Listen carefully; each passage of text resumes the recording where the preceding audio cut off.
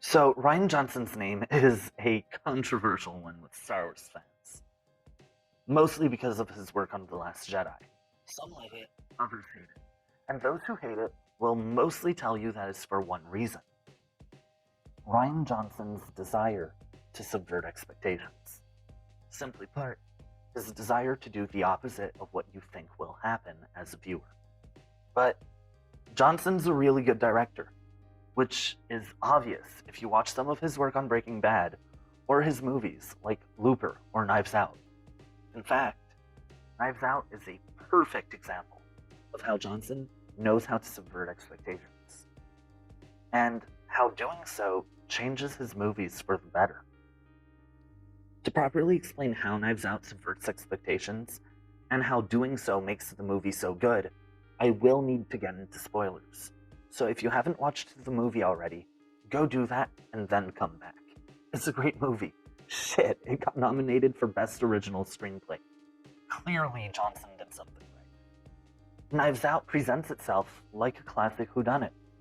You got the rich family, the nice house, the world-renowned detective who's assigned to the case, and, well, the murder. It's like a game of Clue, but the detective is good this time, and also, the family is just as crazy as yours. Marta? Wait a minute. I totally understand. Why are you talking?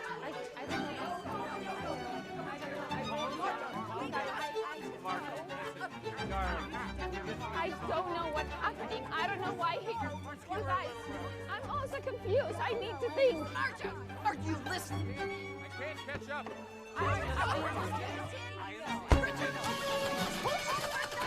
I can't open the damn. Of course, being a whodunit, you expect the movie to follow specific rules. Obviously, the cause of death can't be supernatural. The detective can't be the criminal. Information must be presented to the audience as the detective receives it. The list goes on. However, Knives Out breaks one of the most important rules of the genre. The culprit must be someone brought into play in the early part of the story, but must not be someone whose thoughts the audience was allowed to know. This rule is particularly hard to break for two reasons. First, by giving us access to the thoughts of the culprit, the creator, whether it be an author or a director, is ultimately revealing to the reader that this person committed the crime, therefore answering the question of who done it rather early into the movie. Second, if only one character is introduced halfway through and becomes important very quickly, you, as an audience member, are more likely to suspect this character of being the killer. After all, why else would they be introduced at this point in the movie and suddenly be so important? Once again, the whodunit question would be answered quickly. So, to make sure this doesn't become a problem, Rian Johnson breaks both aspects of this rule. 43 minutes into the movie, 1/3 of the way through, it's revealed to us that Marta, the nurse, is responsible for Harlan Thrombey's death. She got the dosage of his medication wrong and gave him 3 milligrams of the drug he needed 100 milligrams of, and vice versa. It was an accident, and understanding this, Harlan orchestrated a plot that would keep her innocent by making it seem as though she left long before he died. He then slit his throat. With still 2/3 of the movie to go, the viewer knows how the death took place. When talking about this decision, Rian Johnson said that starting this moment, the movie is both a whodunit and a thriller, as because Marta is a likable and sympathetic character, and because we know it's a mistake, we do not want to see Detective Blanc catch her. Yet, we see him getting closer and closer. Adding to that, we don't necessarily want to see him fail either. He's also presented to us as a protagonist. So, on the one hand, we want him to succeed, but on the other, we want Marta to get away with it. And as a viewer, we're left on the edge of our seat, wondering what will happen next in this odd game of cat and mouse.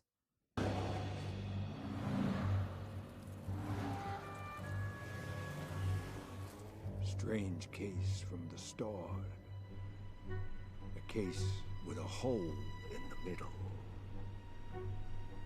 A donut. I'm just talking through my process here. Let me know if this is boring. I feel the noose tightening. The family is truly desperate. Desperate motives. The mystery of who hired me. The impossibility of the crime. And yet... a donut. While we're occupied with this thriller-type story as viewers, we become less occupied with trying to solve the mystery. After all, we already know who done it. So, when the real culprit shows up an hour into the movie, our attention isn't particularly drawn to him as the killer, as we already think we know exactly how it happened. While we would normally go, oh, he's the killer, we now think that Ransom, Harlan's grandson, is a fun new character that is extending the plot of the movie. He even tries to help Marta and gets her away from his extravagant family. Up your ass, Joni. You've had your teeth in this family's tit for a long time. Up your ass? Oh, very nice. Matter of fact, Oh my God, eat shit. What? How's that? Little shit. In fact, Do not use that word in front of my son. eat shit. If I Eat wasn't shit. practicing, Eat shit. Entitled prick. I would Don't slap talk that to your smug mother. smile. Definitely eat shit. Eat shit. You can all eat shit. I'm not eating one. I own it. Besides the fact that he was introduced so late, we have no reason to suspect that he may be guilty of anything. So, at this point, we were given the thoughts of a culprit, and another independent culprit has been introduced halfway through the movie. Johnson has completely broken the rule presented, and chose to break it on 2 occasions with 2 different and independent characters. I use the term independent here as the 2 were not working together. So, how does that work? Blonde, shut up! Shut up with that Kentucky Fried Foghorn Leghorn drawl! Yeah, I killed Fran, but I guess I didn't. So what do you have on me? Nothing. What, attempted murder? I get arson for the building and a few other charges. With a good lawyer, which I have, I'll be out in no time. And then you'll see just how much hell I can wreak on your life, you vicious little bitch. Well, turns out Ransom switched the labels on the medication Marta was supposed to give Harlan. He wanted her to give Harlan 100 milligrams of morphine and 3 milligrams of the other medication. While Marta's conscious was unaware, her subconscious noticed. It noticed the shift in density and took the right bottles. Marta did make the mistake of taking the wrong labels, but because those labels had been switched, she did give the right dosage of the right medicine. After his death, Harlan's blood work came in, showing no signs of mistakes, meaning that, to a certain extent, Harlan killed himself for no reason. He would have survived. Either way, Ransom got what he wanted in Harlan's death, but what he was for Marta to be found guilty of the crime.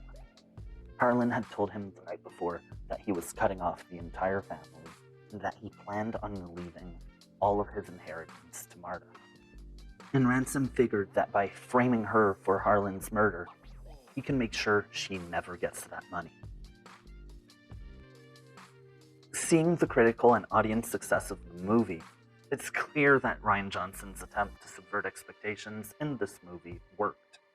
By pushing the blame onto Marta in the early film, he convinced us that Ransom was not the killer, despite being abruptly introduced halfway through and becoming a very important character very quickly.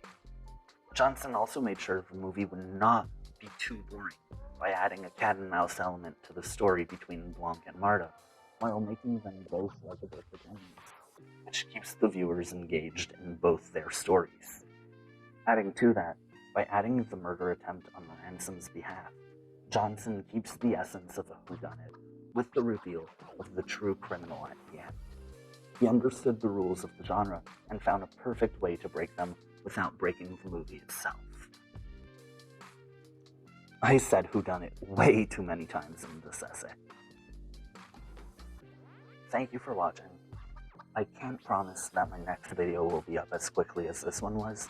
I am trying to put out more and more often, but weekly is a bit unreasonable for me right now. I'm trying to get 20 videos out by my channel's first year anniversary, this being video 12. Please check out my other videos and consider subscribing or following me on Twitter. Again, thank you so much for watching. Thank you for the support. And recommend anything you think I might like. Who knows? I might make a video about it.